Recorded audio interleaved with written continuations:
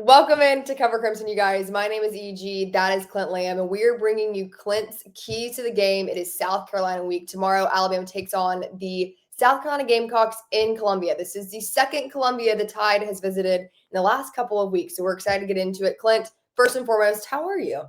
I'm doing good. It's been a strange week, and not being like a top 25 matchup. Not everybody's been talking about it, but for one reason or another, this has still been a huge, week as far as talking points. And this was the type of game that Alabama struggled with last year. It's the type of game in hindsight that Alabama struggled with to start the season. So a lot of people are wondering, and I had mentioned this before they went on that run playing a bunch of top 25 opponents. Those were the kind of games that the coaching staff was known for getting up for, and known for putting together a really good game plan.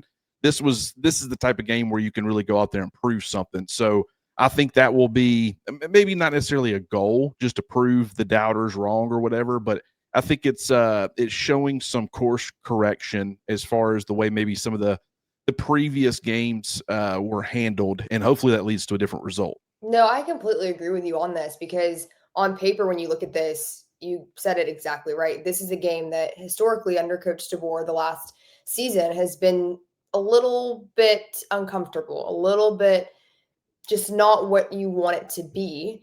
And it's the on the road games, the unranked opponents with a mobile quarterback. And South Carolina checks all of those boxes. Now, I have heard, some people saying that the timing of this game is definitely playing into Alabama's favor. It's a 3:30 kick Eastern, so 2:30 Central. It's not a night game, but I still think that Alabama has a lot to prove in this spot because of, when you look at last season, they had some trouble with these matchups. Yeah, they really did. And this was the type of game that they could lose. When you play certain opponents, it doesn't matter if your game plan isn't as detail oriented or specific for that opponent. It doesn't matter if it's, if you don't bring your A game, you're still probably going to win. But, Oklahoma, despite all of their offensive limitations last year with all the injuries at wide receiver and all of those things, they were still a team with the defense, with the crowd, that was able to cause Alabama problems if Alabama wasn't prepared. And that's exactly what ended up happening. It didn't take this incredible performance from Oklahoma's offense to beat Alabama. It took a quarterback that was mobile, that could really sustain drives, put them in field goal range or scoring position of some sort. And it was a defense feeding off of a hostile environment and a really good play caller defensively, or a good game plan defensively from the Sooners. But this is you look at South Carolina, and while they're struggling on defense, I do think that they have a better defense than given credit for. The fact that you do have a quarterback who can be a massive problem on the ground with LaNorris Sellers, like this is the type of game that could have caused Alabama 2024 some problems. Will it cause Alabama 2025 some problems? I'm going to go ahead going in and assume, just with the way that they've been playing, I mean, it has been they've managed to get these guys up each and every week. They understand this is still a really important opponent. And while you might still have what a lot of people would consider a mulligan, you don't want to waste that here, because you still got Oklahoma, you still got LSU, a road trip to Jordan-Hare to play Auburn in the Iron Bowl. You never know what's going to happen with that. So you want to keep that in your back pocket where you can still stay competitive. I'm fully expecting Alabama to look a little bit different than they have in some of these previous games, where it's a similar opponent that's good enough to beat you, but also you're a pretty heavy favorite. And I will say, too, Vegas really doesn't have Alabama as big of a favorite as they have in some of these other games. Yeah, that's a great point. So with that being said, I'm anxious to hear your first key to the game. I think the number one thing would be to manage LaNorris Sellers' legs. I mean, that's kind of where it starts, right? Sellers, from a rushing production standpoint on paper, it doesn't look great, but we also got to understand that he's been sacked 26 times. Like, he's been sacked a ton. A lot of that, a lot of his yardage that he's picked up on the ground isn't being reflected on the stat sheet because of all that sack yardage.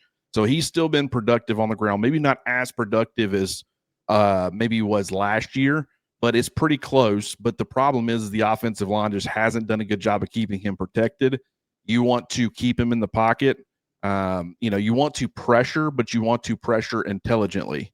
You want to, make sure you don't break contain. Don't give him lanes where he can take off, because that's where he's going to be able to extend drives. And then, when they start getting some offensive momentum, you never know what can happen. So for me, that's the place where you have to start, is managing his legs and making sure that he doesn't beat you on the ground. I think for a lot of people, Clint, that is the biggest key to this game because we all are aware of what an athlete LaNorris Sellers is.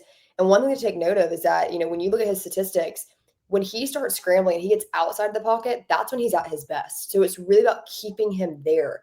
And he's just very athletic. He's a mobile quarterback. He's a true dual threat in that, facet.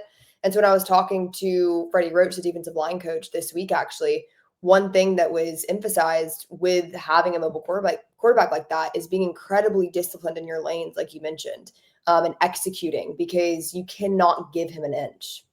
That's 100% fact. You can't get too far upfield. You have to rush discipline. And what I will say is this is where converting speed to power as a pass rusher makes the most sense because you're collapsing the pocket in a lot of ways from the edges. You're trying to do that on the interior as well, not giving the quarterback anywhere to step up, whether that be to step up and take off or step up and throw the football. When you convert speed to power off the edge, you're really crashing the edges as well. Now, a quarterback like LaNorris Sellers, they can take a step back and then get outside of that rush still. So you got to be weary of that. But a guy like Jan Zapier, who I think is doing a pretty good job of doing that right now, Yep. I think he'll be pretty important. Like LT Overton, he's not like a super twitched up, going to bend, or turn the corner on you from a speed standpoint on the edge. I think you do see a lot of, I wouldn't be surprised to see quite a bit of bandits out there who are able to set the edge against the run, but also aren't going to be these overly anxious, twitched up edges that you might sometimes see where they're really trying to get upfield and turn the corner on the tackle. I could see Alabama being more disciplined in their rush in this game. I think Jan Zapier is a great example of that. And I'm expecting him to continue to increase his level of play. And I think that this game presents an opportunity for him. So I'm excited to see that. Another thing, while we're on the topic of LaNorris Sellers, that Coach Womack has been very adamant about is he wants to see improvement with pressuring the quarterback. Now, from week 1 until now, we've definitely seen improvement in that area. No doubt about it. But he wants to see it more particularly towards the end of games. And as he put it, he wants to see them put people away later in games. And I think that a lot of people do want to see that. So the fact that that is a, added focal point this week, he said that on Monday during media, makes total sense when you look at the quarterback that you have to get on the ground. There's no other option with his talent. Yeah, that's such a great point. People like me, we watch the game and we say, man, 4 sacks, 3 from Jan Zapier. A lot of that was early. When they've needed to get a pass rush, whether it be, for whatever reason, in obvious passing situations, the opposing offense is down multiple scores. They're trying to inch their way down the field and score a touchdown to stay within striking distance. They're really having to throw the football, or maybe it's, a 1-score game, but there's not a lot of time left on the clock. The opposing offense has one final drive, like against Missouri. When they've put out those, those dime looks where you get a couple of bandits on the field, sometimes even 3 with LT Overton, Cavante Henry, and then Keon Keeley was kind of the plan against Tennessee. While there was a couple of good things that like Keon Keeley did, there was no consistent push or consistent pressure on the quarterback. And I think, that kind of speaks to they're not content with numbers. They understand that numbers can be deceiving. So the fact that you had 4 sacks, that might look great to a lot of people like us. But when you start diving into the layers of things, when it really mattered, and they know at some point it's going to matter that you apply pressure on the quarterback in some of those critical situations down the stretch, they're not getting enough production. My argument to that is, in those situations, why don't you try putting your best pass rusher out there? Jan Zapier had already had 3 sacks. When it's late in the game, why are you putting 3 bandits who are not really, they're all good pass rushers. I'm not saying that they're not. They're not liabilities in that area. But as far as being able to generate a little bit more juice, I would love to see them put some more guys like a Jan Zapier out there. And I'm not saying that he didn't play at all down the stretch. He did. And he was also ineffective, but just keep giving him as many of those opportunities as possible. He is having to play a lot of snaps right now, and I do think him getting in better shape is helping. But it's an acclimation period when you go from being a seldomly used contributor to a full-time starter who you don't really have a whole lot of options outside of you. You have some other guys that you're trying to work in, and they're talented. But as far as trusting players, Janze is on a different level than any of the other Wolves. So he's got to continue to get better on that front. But the pass rush, one thing I'll give Alabama credit for, last year against LaNorris Sellers, they struggled a lot against a lot of dual threat quarterbacks. But against Sellers, they actually did a pretty good job of managing him. So hopefully they can repeat that performance on Saturday. All right. Key number 2, Clint. Let's hear it. You got to be able to neutralize the crowd. Mhm. That is one thing. South Carolina has played a very difficult schedule. They've beat the teams that they were supposed to beat, and when you look on paper, they've lost to a lot of really good football teams, a lot of college football playoff contenders. LSU, a top 25 opponent. A couple of those games have been on the road. So while the record might show 3-4, I think they have more ability than a 3-4 football team. And that crowd, that fan base, they understand that the college football playoffs, they aren't happening this year, and there was a huge hope for that. But as far as going from college football playoff contender to a 4-8 football team, like that's a steep drop off. One way to kind of course correct a little bit is to, hey, go Bama. beat Alabama. You Mhm. came within striking distance. All those guys from last year, LaNorris Sellers, that was kind of in a lot of ways his coming out party as a dynamic player in college football. They're going to be believing that they have a chance. And so the crowd, they're going to be into it. Their backs are against the wall. You got to neutralize that crowd, avoid penalties, avoid turnovers, and other drive killing plays. Ty Simpson taking unnecessary sacks to put you out of field goal range or, pretty much kill a drive. That's something that I'll be curious to see how Alabama responds, because they have their last couple of road trips from a penalty standpoint. They've done pretty well. Yeah. They just got to continue to do that, continue to stack those types of performances on the road, and try to do whatever they can to limit the impact of the crowd. I feel like it's discipline. It's going to come down to discipline in so many different areas, and that definitely plays into that. Have you been to South Carolina for a game? I have not. I would love to go, though. I heard it's actually a pretty intense environment. I haven't either, but I am well acquainted with the chicken noise. Yes. Oh, Yeah. golly. Like, I knew you were going to bring that up. oh, wow. That's like the cowbells at Mississippi State. I haven't experienced it either. And I've heard the Oh, cowbells kind of just like drown out a little bit. But that chicken, it's just, ooh, I don't know. It sounds uh, like a dying cat. yeah. I don't know how. I guess if it's an advantage. Yeah, no, like, listen, more power to you guys. I just, wow, that Yeah. is quite the thing to hear over and over again. But you're right. This is one of those games that the crowd is going to be up for, that staff is going to be up for, the players are going to be up for. They're going to bring you their best because, as you put it, you can, control the second half of the season a little better if you have the hope that may have previously faded a little bit. If you can beat Alabama in your home stadium and potentially, mess with their season a little bit, if you will. And I think that this is one of those things where you're having to look at those different facets. And it goes back to being extremely disciplined on the road, limiting those penalties, like you said, and just putting yourself in winning positions in multiple areas that may not look like touchdown drives and field goals, but also doing what you're supposed to be doing on third and short and things like that. Yeah. I mean, and that kind of leads me to my third and final key to the game, because I think they kind of go hand in hand in a lot of ways, Mm-hmm. and that's limiting South Carolina's pass rush, limiting their opportunities to get after Ty Simpson. They only have 15 sacks this year. I think that's tied for 53rd nationally. But Dylan Stewart and Brian Thomas, both of those two guys, they got two really good edge rushers. I think their interior pass rush isn't as complimentary as it was last year. But at the same time, and Stewart probably is going to be limited in some ways with that hip injury. I fully expect him to play. He might not be, a full 100%, but he can still cause massive problems. One thing about it, when you look against what Alabama did on third downs against Tennessee, it's pretty par for the course. I mean, they only converted one, I guess, two third downs that were beyond 2 yards the entire game. They converted a 3rd and 13 early in the game with their backs in their own end zone pretty much. And then they converted a 3rd and 10 off of a pass interference call on Ryan Williams later in the game. Mm-hmm. Otherwise, it was 3rd and 2, it was 3rd and 2, 3rd and 1, 3rd and 2. And then they didn't get a 3rd and 2 and then got it on a 4th and 2. When you look at what they didn't convert against Tennessee, it was 3rd and 9, 3rd and 12, 3rd and 13. You had the 3rd and 10 where Ty Simpson fumbled. They didn't convert that one lone 3rd and 2, and then a 3rd and 7. So all of the 3rd and long situations, they converted none of them against Tennessee. All of the 3rd and shorts, pretty much, other than one, they converted all of them. Now, granted, that wasn't a 3rd and 3 or 3rd and 4. The 3rd and mediums wasn't a whole lot of those in this game. It was either 3rd and really short and Yeah. manageable, or it was 3rd and long, and it was a pretty interesting split as far as, and part of that's expected. The 3rd and longer stuff, it's harder to convert, but they didn't convert a whole lot as far as 3rd and longs.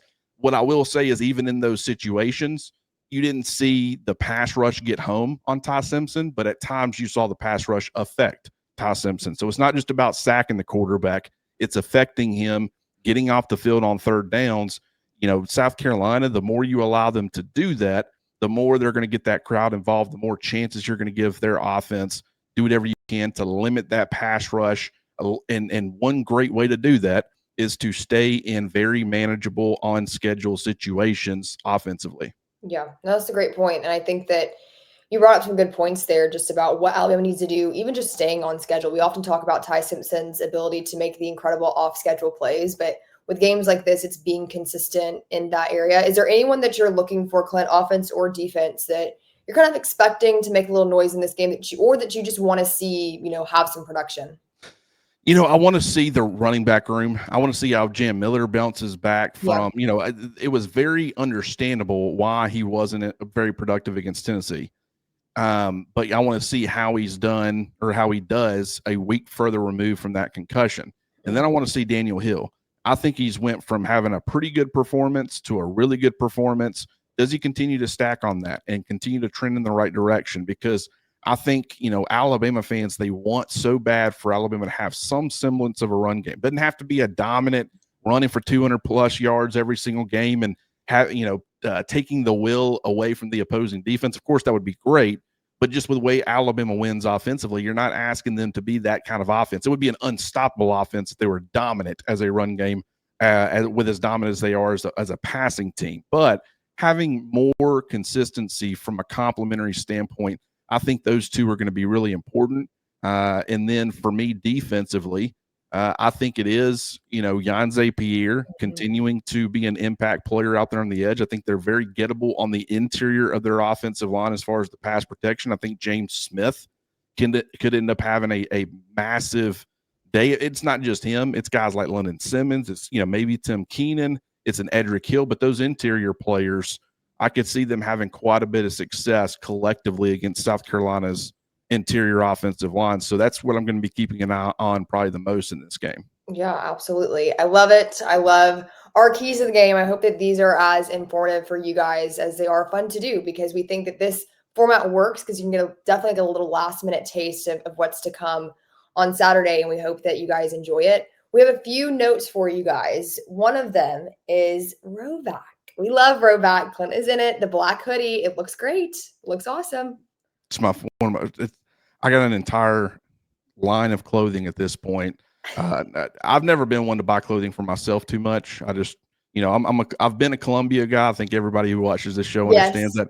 But I've quickly become a Roback guy too. I got a bunch of stuff, and I got more coming. It's the holidays, so Christmas time. Yes. Everybody's asking, hey, what would you want for Christmas? I was like, I got just the thing. That's right. Let me send you a couple things. You can get it for me, and just know I'm going to be thrilled with it. Exactly. But yeah, they're doing a fantastic job as far as everything that they're putting out. You can go to roback.com, get 20% off your order by using the promo code Crimson20. We've been saying Cover 20. We still got to get that changed. Okay. Yeah, and granted, we had multiple codes, so Cover 20 technically worked, but we're trying to consolidate that to just one code. So Crimson 20. So when you saw it, where I noticed this was when I played the ad at the end, I was like, wait a minute, that doesn't say Cover 20, that says Crimson 20. Interesting. So I texted Reed. I was like, how much have I been screwing up? He's like, no, you're fine. Just, we are trying to consolidate to Crimson, but don't worry. The Cover 20 works too, at least for now. But yeah, definitely go to robat.com, use Crimson 20 as the promo code, and get 20% off your order. We love it. Another thing, post game, I will be joining you, Clint. Surprise.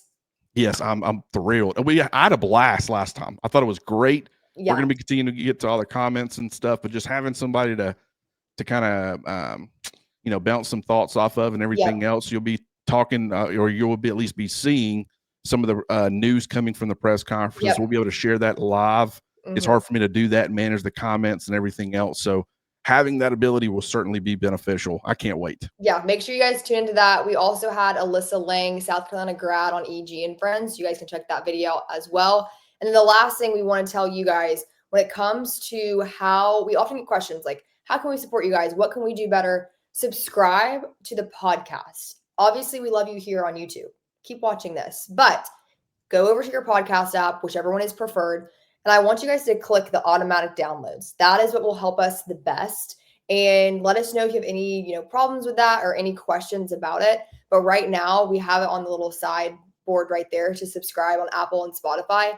And like I said, just click that little automatic download. Then you will never miss an episode of Cover Crimson. And that's pretty awesome, Clint, wouldn't you say? Yeah, definitely. Search Cover Crimson Podcast Network. That is the way that we had two feeds there for a while. It was confusing. We were confused. Some technical errors, I guess, but just to make sure you're in the right place, Cover Crimson Podcast Network. That way you don't go and start downloading the wrong thing that's really never going to have probably another episode uploaded to it. So we want to avoid that. So definitely appreciate everybody who's been here. This has been amazing. We've been celebrating the 10,000 subscribers all week, and we just can't tell you how much we appreciate you guys. Yeah, and if you've made it this far in the video, we would love for you to tell us how you'll be spending your Saturday watching South Carolina, Alabama. Let us know in the comments. We'd love to interact with you guys and see what your plans are. But like I said, tune in for post game after the South Carolina, Alabama game. And until then, we will see you next time.